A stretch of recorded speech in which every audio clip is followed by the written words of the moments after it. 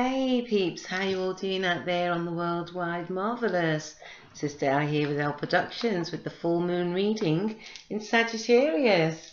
Yay, full moon in Sagittarius. So what does this mean? Higher learning, expansion within our thoughts, within our belief systems and in what we are learning. And also we have the sun in Gemini, and Gemini is ruled by Mercury, who rules the mind and thoughts and communication. So we'll just have a quick look at the aspects around the moon in Sagittarius. So I'll firstly look at the sun in Gemini, and I'm reading from let me see, Time Passages. I'm reading from Time Passages app, which is pretty good. You should take a look on their site. Okay, so we have the sun in Gemini. Well, how are you all doing first of all? Rushing in like a gallop. On a gallop with my centaur energy, Sagittarian centaur energies, yes. How are you all doing? Hoping you're all marvellously well. Okay, so we have the sun in Gemini currently at 7 degrees, and it says the sun is the most visible and important sign of astrology at the level of physical life and symbolically represents ego and will. The sun spends about 30 days in each sign, so that the cycle of the 12 signs defines our year. With sun in Gemini, and especially at the beginning of this period, there is a good sense of the purpose of communication as the glue of community. The earth is emerging from her winter slumber, and everyone is more joyful and more talkative. Learning is key, and the subject list is unlimited. The world is filled with wonder, and we all want to know more about it. A curiosity that leads to learning and intelligence. Yes, that's how we'll be using our sun vibration in whichever house you find it in your chart. And so now we have the moon at this current time at 1 degree Sagittarius. So we're in London, it's around about 1:30 in the morning, 1:40. And okay, so the moon spends about 2.5 days in each sign. With the moon in Sagittarius, a joyful and exploratory, emotional nature comes to the surface. Today you and everyone around you will be feeling the need to wander and to be a free spirit. There's an impulsive and restless quality to your instincts, and you will likely try finding out if the grass is greener on the other side, as they say. As the grass is greener elsewhere, it says. Okay. Exploring his emotions is another major theme today, and you'll do this in many contexts. It's also possible that you'll feel connected to your beliefs and opinions in a protective way. You might find a tendency to reach for these beliefs in an effort to feel safe, because sometimes when we have specific beliefs and then we're changing our mind about a specific area within our life, we need to feel some sort of grounding with it, so we can like either concrete the belief or make it seem more real to ourselves. And so when we change belief systems, obviously there's a clash of the old and the new, and it depends which idea we like to feed. Okay. Your mood is not likely to keep you tied to domestic routines and responsibilities. In fact, you have an urge to escape them altogether. Idealistic and enthusiastic optimism is a hallmark of the day. Your instincts tell you that the glass is half full, no matter what the situation in front of you. And this will help to push you forward as you reach for the highest heights, feeling as if it's your birthright. That's right, so Sagittarius is represented by the centaur, and so it can climb very high mountains and be very lofty in its thought patterns and living conditions.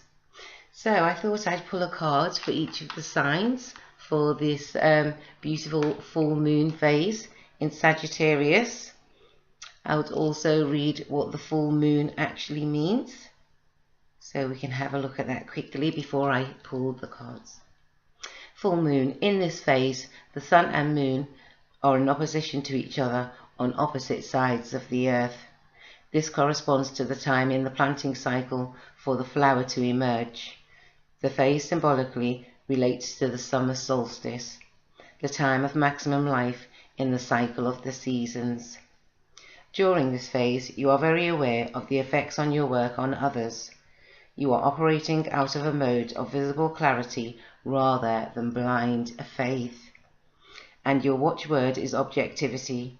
You are open to the influence of those around you, and you are aware of the influence that you can have on them as well. In this sense, your work has meaning for you only in combination with other people.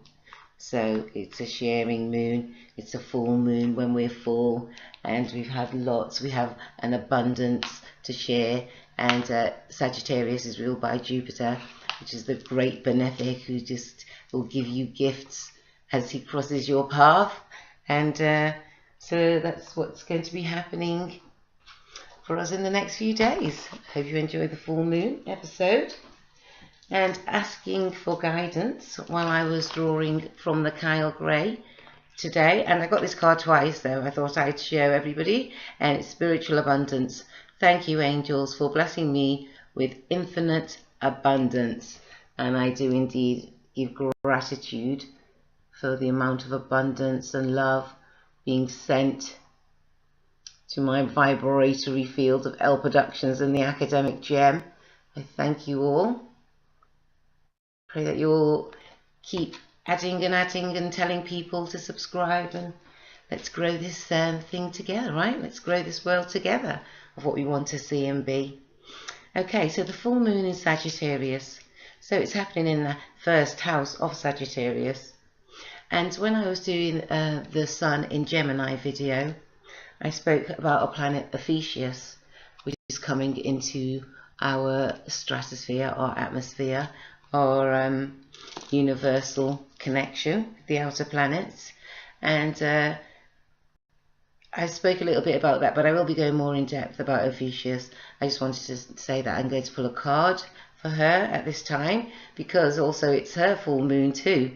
Ophiuchus is settled in between Sagittarius and Scorpio.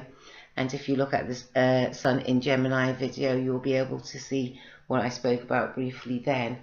And I will be doing a class on the Academic Gems channel, and I'll hopefully be doing that within the next few days, keeping my strength up as I go along.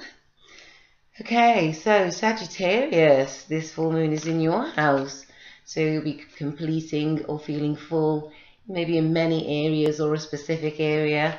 And once we feel full, we can sit down for a while and put our feet up and relax and say thank you to the universe for giving us such abundance. And being ruled by Jupiter, Sagittarius knows how to share this abundance very well. Okay, so I'm going to use the Kyle Gray Oracle deck, and the card that you have, Sagittarius, is Speak Your Truth, Archangel Gabriel. You can see that. Speak Your Truth, Archangel Gabriel. And let's see what the actual message is. Thank you, Gabriel, for helping me to speak with integrity.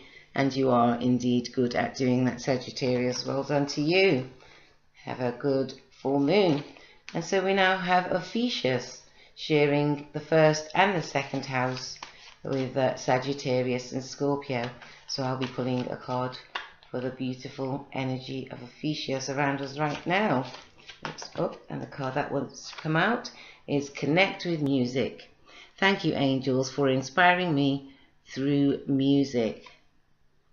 So we all have a feel of that vibration, of the music energy, of letting the vibe of instruments and notes and speech flow through us. So that's for Ophiuchus. Then we have Scorpio. So Scorpio, this full moon is happening in your second house. So in your second house, it's your finances and your values, and it's your opposition in the house of Taurus. And both are fixed signs. So you may be coming to a fullness with something that you've clung onto for a little while. Maybe a thought pattern, maybe a way we look at finances. And something will be coming to the fullness of that. And the card that flipped over for you, Scorpio, is change and transition. Excellent. Thank you, angels, for helping me safely through this change. Amazing. And there you go, Scorpio, in your second house. Excellent. And now we have Libra. Libra. So, oops. Okay, didn't quite jump out there. So Libra, you'll be having the third house of fullness. So something could come to completion with a friendship. It will change maybe. Well, the card for you is trustworthy friends, because the third house is communication generally, and neighbors, friends. So trustworthy friends. It says, thank you, universe, for surrounding me with friends I can trust. Is that right? Trust and love. Thank you. Thank you for surrounding me with people I can trust and love. That's right, Libra. And so you have a great full moon with that. Oops, and there we go. Virgo flipped over right now. And the card for you, Virgo, is Inner Power, the Divine Father. Divine Father, thank you for recreating my world with me. Excellent. Coming to the fullness of a realization that we are always creating our worlds, and giving gratitude and thanks for the element of growing and for strengthening our inner power. So that's for you, Virgo, in the fourth house. And the fourth house represents the body, the strengthening of the inners and of the outers. Okay, and so now we have Leo. And Leo, this is your own house, the fifth house of fun and joy. The card that dropped out for you is the Miracle of Forgiveness, Archangel Jeremiah. Thank you, Jeremiah, for helping me understand the process of forgiveness. It is indeed good to forgive and make space when we know who we are. We like to build and flex those muscles of growing within ourselves. And in order to grow, we need to make space from past and previous times of childhood. Fifth house is tied to childhood, and maybe memories of that will be coming to the fullness. Okay, now Cancer, you have the sixth house, so something will be coming into fruition, maybe in your work life, your balance, in your health, in your everyday movements. So something will be coming to a fullness in that. And the card that flipped over for you is Unconditional Love, the Divine Mother. Thank you, Divine Mother, for helping me to grow, to give and receive the love I deserve. Indeed, you do, Cancer. You're always comforting. Seen as a very comforting sign, very caring sign. And Venus is in your house round about now, giving extreme care. Taurus, it's one of the high houses. Venus is exalted in Cancer. So it's like 5-star hotel treatment round about now, Cancer. Good for you. That's right. Unconditional love to ourselves. So that you enjoy that in your sixth house of health, and hopefully your eating habits have been great for you. Okay, and for Gemini, you're in the seventh house, and it says the inner voice. Thank you, angels, for guiding me through my inner voice. So there we go, Gemini. Seventh house is relationships, how we relate one-to-one with people. That's right. Follow your inside tutor, your heart. We have many vibes within our system, and Gemini rules the nervous system. So there you go, Gemini. Sun's in your house and the moon's opposite in the seventh house. So I'm sure you can work well with that. And for Taurus, you have the 8th house of wills and legacies and other people's finances, as they say. Let's see what's coming in for the fullness of you in the Sagittarius full moon time. Yes, Taurians. Oops, okay. I think it's around about now. Okay, let's see. Yes, so Taurus, you have, okay, it's a card right here. And the card is the Divine Physician, Archangel Raphael. Thank you, Raphael, for shining your light upon my healthy body. And we do indeed thank him for such an attribute.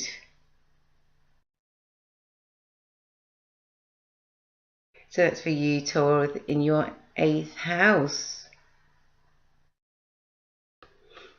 Okay, something will come to the fullness there. Beautiful cards, beautiful. So for Aries, you're in the 9th house of this full moon of Sagittarius. Whoops. And there's a card flipping over for you. You too have inner voice. So listen to your inner voice, your intuition.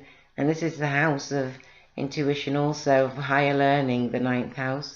The actual house of Sagittarius. See what that voice is speaking, telling you, guiding you. Okay, thank you, angels, for guiding me through my inner voice. Guide me with my inner voice. Excellent, so that's for you, Aries. Hope you enjoy the fullness of that. And for Pisces, we have the 10th house, which rules authority figures, legal matters. So something will be coming to fruition in that area of your life, within the area of the sky in which Pisces resides, should we say. So, and also Sagittarius is a mutable sign like yourself. It's very flexible and fluid. And the card that jumped out for you is Inner Power also, the Divine Father. Divine Father, thank you for recreating my world with me. So you can recreate how you authorize your everyday movements and maybe have a release of things that are not serving you, things that will aid you in the next step and process. For now, we must enjoy the fullness of what we have learned and feel ourselves into that vibration. So that's the 10th house for you there, Pisces. Now for Aries, you have the 11th house of groups and social networks. So maybe there'll be coming an ending or a fullness or a fruition within that area of your life at this time. So, oops, okay, and the card, oh sorry, not Aries, Aquarius.